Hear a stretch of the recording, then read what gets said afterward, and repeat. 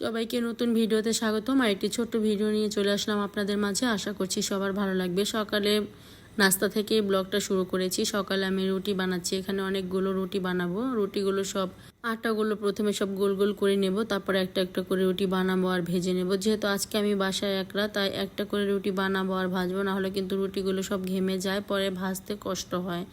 তাই একটা করে বানাবো আর একটা করে ভেজে নেব। সবগুলো রুটি প্রথমে আমি এরকম গোল গোল করে নেব শেপ করে, তারপর আস্তে আস্তে রুটিগুলো বানিয়ে নেব। এখানে আরও কিছু রুটি আছে, অর্ধেকগুলো করে নিলাম। এগুলো বানানো হলে তারপর অর্ধেকটুকু আবার এরকম গোল গোল করে প্যারা বানিয়ে নেব। এখন আমি একটা একটা করে রুটি ভেজে নেব। অনেকগুলোই বানিয়ে নিয়েছি। এখন রুটি ভাজা হয়ে গেলে আবার বাদবাকি আটাগুলো এরকম করে নেব। আমি কিন্তু চুলাটা অলরেডি জ্বালিয়ে দিলাম, ফ্রাই প্যানও বসিয়ে দিয়েছি। এখন একটা করে রুটি বানাবো আর একটা করে ভেজে নেব। আজকে কোনো ভাজি তৈরি করিনি, যেহেতু বাসায় আমরা 4 জন, তাই আর কোনো ভাজি রান্না করিনি। ডিম পোচ করে হোটেল থেকে ভাজি কিনে আনবো আর বাসায় রুটি বানাচ্ছি। এগুলো দিয়ে আজকে সকালে নাস্তা করব। একটা একটা করে রুটি এখন সুন্দর করে লাল লাল করে ভেজে নেব। তারপর আমরা সকালে নাস্তা সবাই বসে পড়বো খাওয়ার জন্য। আজকে নাস্তাটা রান্না করতে এমনিতে অনেকটা লেট হয়ে গিয়েছে, বাচ্চাদের স্কুল বন্ধ, সেজন্য একটু লেট করে ঘুম থেকে উঠেছিলাম। এখন প্রায় 9টার মতো বেজে গিয়েছে। রুটিগুলো বানিয়ে নিচ্ছি, সাথে ডিম পোচও করে নেব। এই তো এখানে আমি ডিম পোচ করে নিচ্ছি। আমি এখানে 3টা ডিম পোচ করব, কারণ ডিম সেদ্ধ ছিল ঘরে, সেটা আমি খেয়ে নেব। আর বাচ্চাদের জন্য 2টা আর আপনাদের ভাইয়ের জন্য 1টা ডিম পোচ করে নেব। এই ডিম পোচগুলো অলরেডি হয়ে গিয়েছে, এগুলো তুলে নেব, তারপর আবার আরেকটা করে নেব।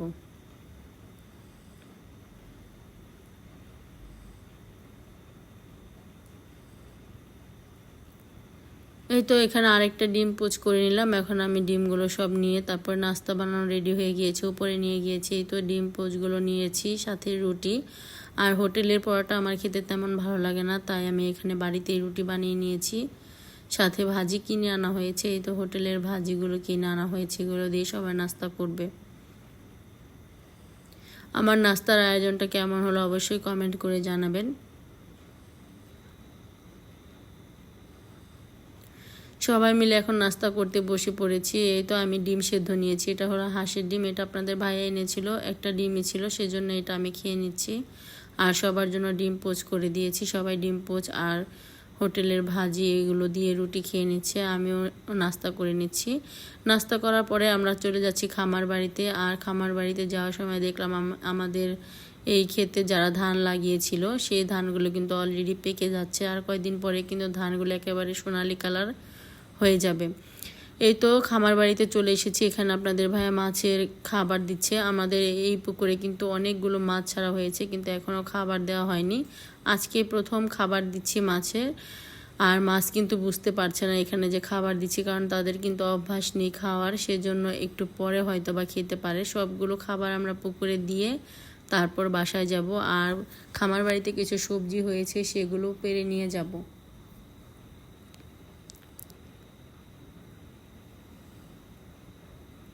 আস্তে আস্তে আমরা সবগুলো খাবারই পুকুরে দিয়ে দিয়েছি। এরপর চলে এসেছি মানে সবজি গাছের এখানে। এখানে একটা চাল কুমড়া হয়েছে। এই গাছে আমরা মাত্র 2টা চাল কুমড়া খেলাম।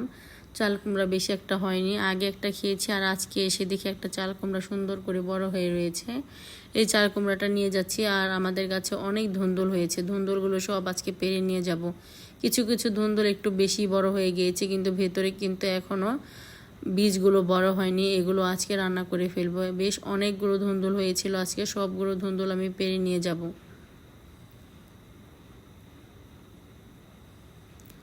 গাছ ভর্তি হয়ে রয়েছে ধুন্দুল হয়ে। অনেক দিন পর খামার বাড়িতে গেলে কিন্তু অনেকগুলো করে সবজি পাওয়া যায়। আজকে বেশ অনেকগুলো সবজি তুলে নিয়ে যাব।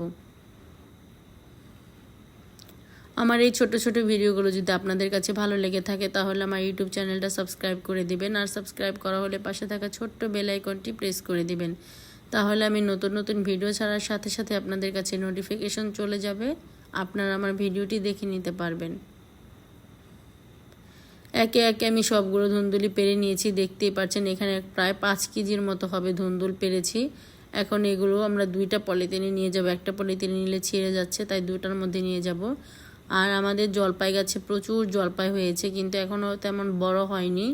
আশেপাশে যে বাচ্চারা আছে তারা কিন্তু অনেক জলপাই পেরে পেরে নিয়ে যাচ্ছে। আমি জলপাই গাছের নিচে এসে দেখি তারা যে পেরে নিয়ে গিয়েছে, অনেক জলপাই নিচে পড়ে আছে। সেখান থেকে আমি 4-5টা আবার কুড়িয়ে নিয়ে এসেছি। এই তো খামার বাড়ি থেকে এই সবজিগুলোই নিয়ে এসেছি। এখানে কয়েকটা জলপাইও এনেছি, দেখতেই পাচ্ছেন 4-5টার মতো। এগুলো নিচেই পড়েছিল। আর কয়েকদিন পরে কিন্তু জলপাইগুলো অনেক বড় হয়ে যাবে। এই 2টা পলিথিনে করে সবগুলো সবজি এনেছি, দেখতেই পাচ্ছেন। এখানে প্রচুর ধুন্দুল এনেছি।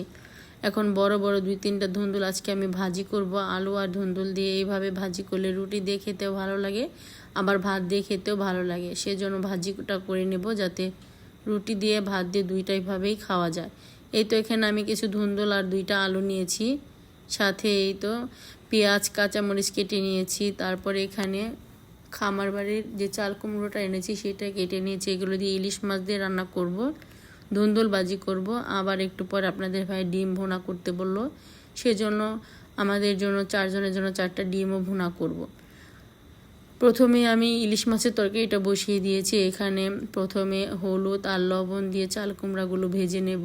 আর চাল কুমড়া তরকারিটা আমরা এইভাবেই সবসময় রান্না করি। অল্প তেলে এই চাল কুমড়াগুলো ভেজে নিলে চাল কুমড়ার গায়ে যে একটা বাজে গন্ধ থাকে সেটা আর হয় না। সেজন্য এইভাবে সুন্দর করে ভেজে তারপর চাল কুমড়াটা রান্না করি। আর আমাদের গাছের চাল কুমড়াটা খেতে অনেক মজার ছিল, কোনো টক ছিল না, একেবারে বাল্লা বাল্লা ছিল, খেতে অনেক ভালো লেগেছে। আর আরেক পাশে আমি মাছগুলো ভেজে নিচ্ছি। হালকা করে ইলিশ মাছগুলো ভেজে নেব, বেশি কড়া ভাজা করব না, কারণ তরকারি দিয়ে রান্না করলে হালকাভাবে ভাজলে ভালো লাগে। মাছগুলো ভেজে নিচ্ছি এক পাশে, আরেক পাশে আমি চাল কুমড়াগুলো সুন্দর করে ভেজে নিচ্ছি।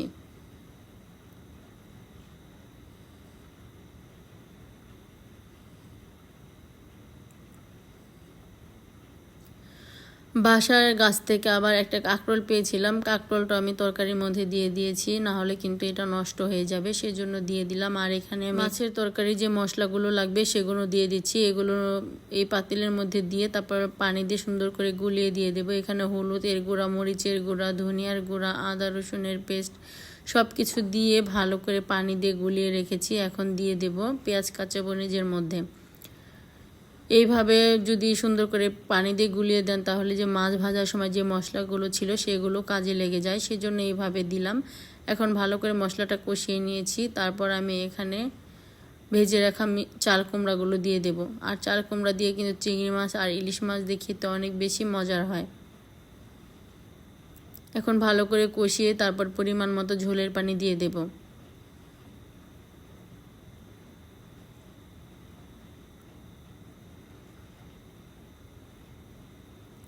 এই তো কষানো হয়ে গিয়েছে। এখন এখানে আমি অল্প একটু ঝোলের পানি দিব, যেহেতু চাল কুমড়াগুলো আমি আগে ভেজে রেখেছিলাম, তাই অল্প একটু পানি দেব, যাতে চাল কুমড়াগুলো আরেকটু সেদ্ধ হয় মাছ দেওয়ার পরে। আর ঝোল ঝোল করে তারপর নামিয়ে নেব। বেশি ঝোল হয়ে গেলে কিন্তু চাল কুমড়া বেশি সেদ্ধ হলে টক হয়ে যায়, তাই পরিমাণ মতো সেদ্ধ করেই নামাতে হবে। ঝোলের পানি বলক চলে আসলে তারপর এখানে ভেজে রাখা মাছগুলো দিয়ে দেব। এই তো ঝোলের পানি কিন্তু অলরেডি বলক চলে এসেছে। তারপর ভেজে রাখা মাছগুলো দিয়ে দিলাম। ঢাকনা দিয়ে ঢেকে আর কিছুক্ষণ রান্না করব, তাহলে তরকারিটা রেডি হয়ে যাবে।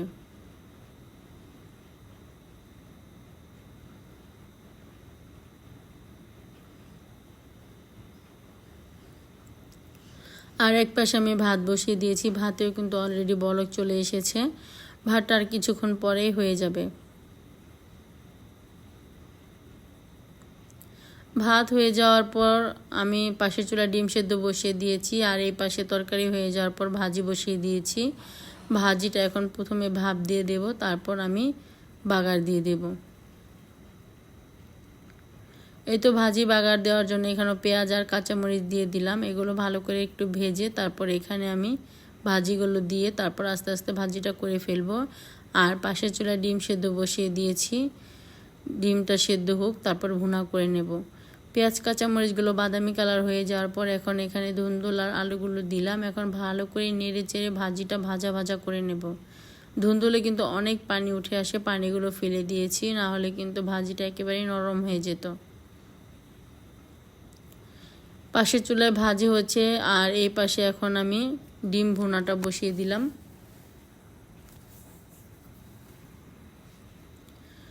ডিমটা আজকে ভাজিনি, এমনিতে ভুনা করে ফেলবো, তাড়াহুড়া করে ভুনা করছি। রান্না হয়ে যাওয়ার পর বলেছিল, তাই আবার পেঁয়াজ কেটে তারপর তাড়াতাড়ি করে রান্না করে নিলাম।